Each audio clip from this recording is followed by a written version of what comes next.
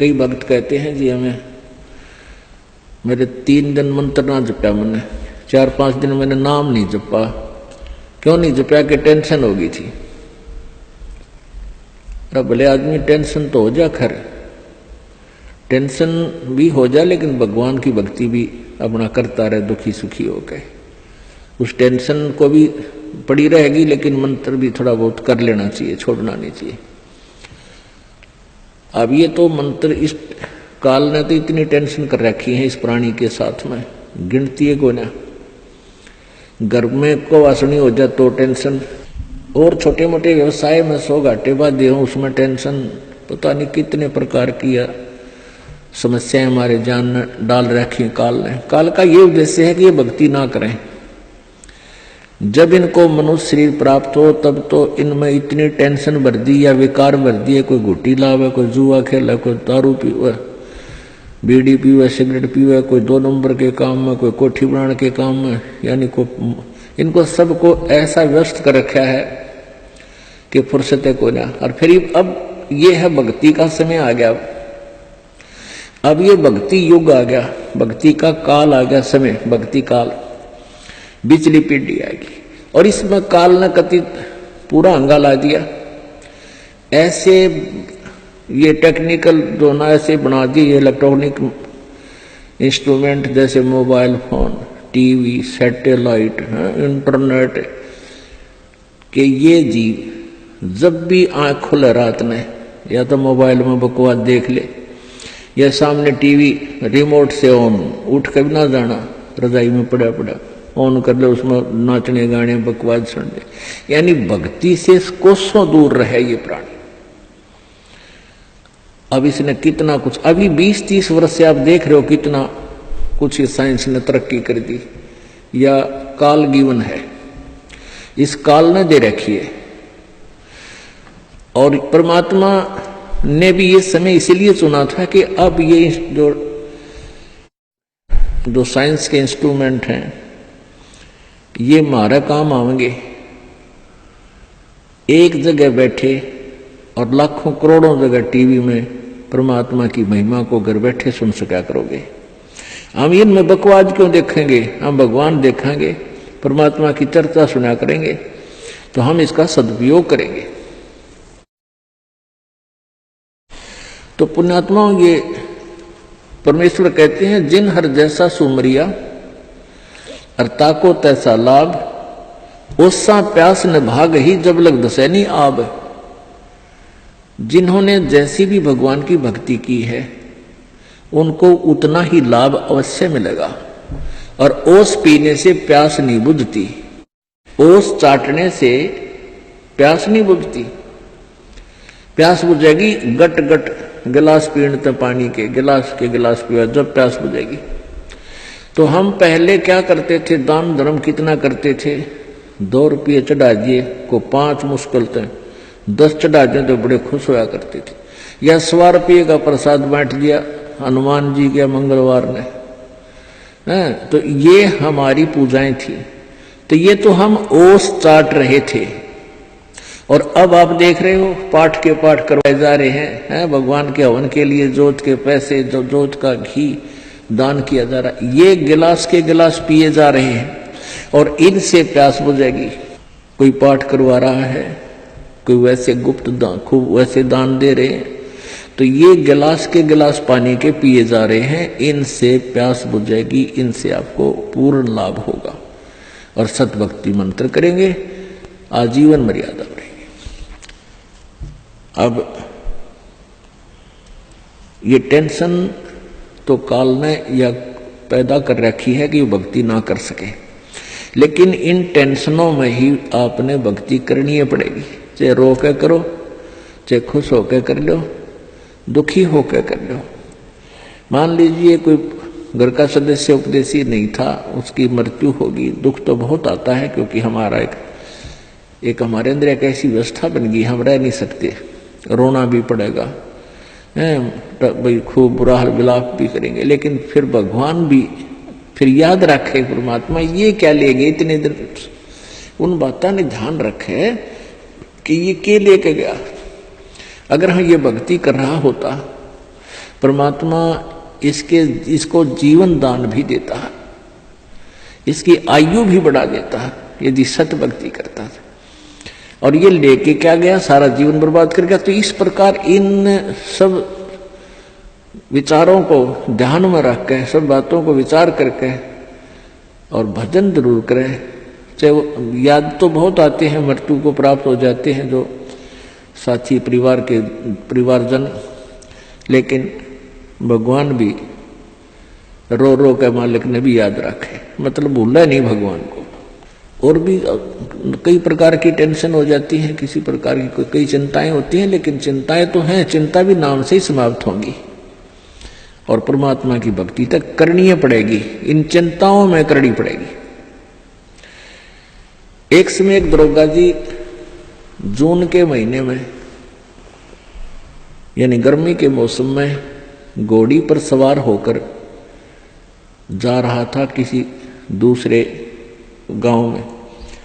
रास्ते में किसान ने रहट जोड़ रखा था, रहट, हरहट। वो रहट क्या होता था कि उसमें एक पुली होती थी लोहे की, उस पुली के ऊपर के ऐसे एक चैन डाल दी जाती थी और उसको कोल्लू की तरह, एक कोल्लू आपने देखे हाथ के बैलों वाले कोल्लू, उस तरह कोल्लू की तरह बहल से चलाया जाता था और वो रहट का व्हील घूमता था वह पुड़ी, और उसके ऊपर चैन लगी होती थी। नीचे एक कुआं होता था, वो चैन इतनी लंबी होती थी कि कुएं के जल को छूती थी नीचे तक, और उसके बाल्टियां वेल्ड कर दी जाती थी चैन के ऊपर। और वो बैल से बैलों को चला घुमा जाता था कोल्लू की तरह, तो वो व्हील घूमता था, वो पुड़ी घूमती थी, वह चैन साथ में घूमती थी और नीचे से पानी आकर के खेतों में डलता था और खाली बाल्टियां वापस चली जाती थी और भरी बाल्टियां चैन के साथ ऊपर आती थी, ऐसे चलती थी। तब वो पानी खेतों में सिंचाई के काम आता था। तो किसान की घोड़ी को प्यास लगी, किसान को भी प्यास लगी। उसने देखा कि सामने रहट चल रहा है और पानी पीवेंगे, घोड़ी को भी पिलाएंगे। अब जो ही उस घोड़ी को निकट लाया वो दरोगा यानी वो SHO, तो रहट के अंदर से आवाज आया करती थी, वैसे जुगाड़ होया करते थे। वो व्हील व्याल चढ़ा रखे थे, वो चर चू करके वह काफी जोर की आवाज आती थी उससे। वह घोड़ी उस चरचू ने सुनकर, चींचू ने सुनकर, और वह फड़क गई, 1 किला दूर जाके डटी। दरोगा जी गुस्से में हो गए, करे किसान या चू चू बंद कर दे भाई, ची चू बंद कर दे, मेरी घोड़ी डर रही है, मैंने पानी पीना और पिलाना है। अब किसान ने वो बैल रोक दिए, जो बैल चल रहे थे, कोल्लू को सा फिरा रहे थे, उससे वो चलने से आवाज आ रही थी, पानी भी आ रहा था। तो किसान ने वह बैल रोक दिया, तो पानी आना, जल आना भी बंद हो गया और आगे जल सीधा खेत में जा रहा था। खेत में जल साथ साथ वह जमीन प्यासी थी, पी रही थी। जल घोड़ी के पीने योग्य एकत्रित नहीं रहा, घोड़ी निकट आई, जल था नहीं। दरोगा जी ने कहा कि किसान जल निकाल। उसने फिर बैल का डंडा मार दिया, बैल चला तो चू ची चू, फिर हुई घोड़ी, फिर भागी।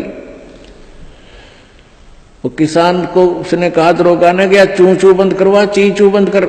उसने फिर बैल रोक दिया, वो फिर घोड़ी लिया, पानी पाया नहीं। तब वो किसान बोला, दरोगा जी इस ची चू में पी गए तो पी गए ना, दोनों मरोगे तुम।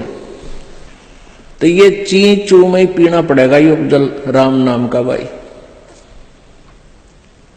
जब राम नाम बंद कर दिया तो भक्ति गई, वह चू चू तो फिर फायदा क्या हुआ, वह टेंशन तो सह से भक्ति और बर्बाद होगी। तो इस ची चू में पानी पीना पड़ेगा, जल पीना पड़ेगा भाई, हिम्मत रखो।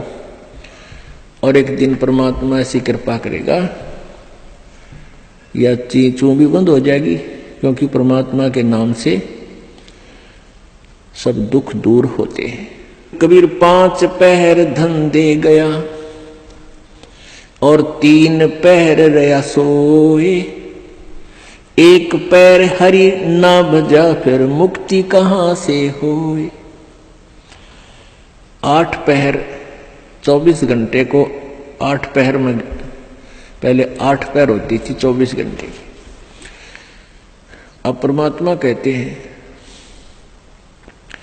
तो एक पैर में 8, एक पैर में 3 घंटे हो गए। तो परमात्मा कबीर जी ये बताना चाहते हैं कि 3 पैर तन धंधा करया 15 घंटे,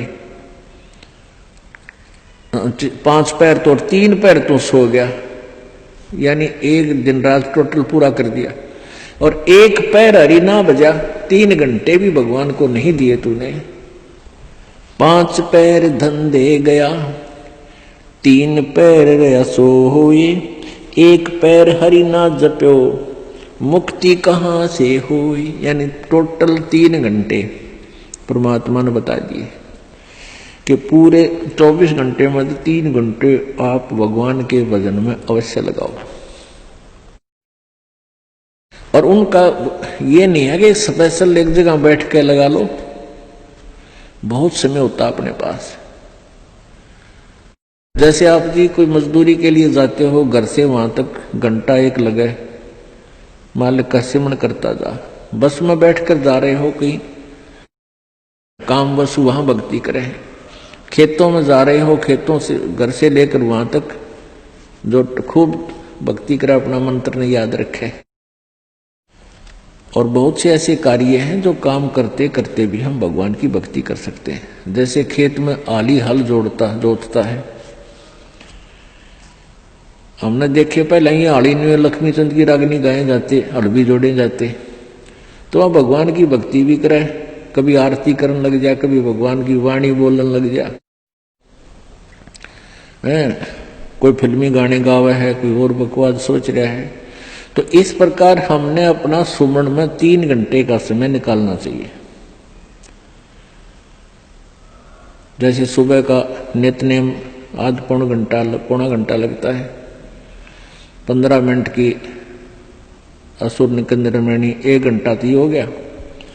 आध 35 मिनट की आरती होती है, 1.5 घंटा, बाकी 1.5 घंटा आपका सिमरण भी हो जाए ना, सिमरण आध घंटा मंत्र, 1 घंटे का श्वास का सिमरण। तो इतना भी आप कंटिन्यू कर लोगे तो भी आपका बेड़ा पार हो जाएगा। ये सत्कर्म है।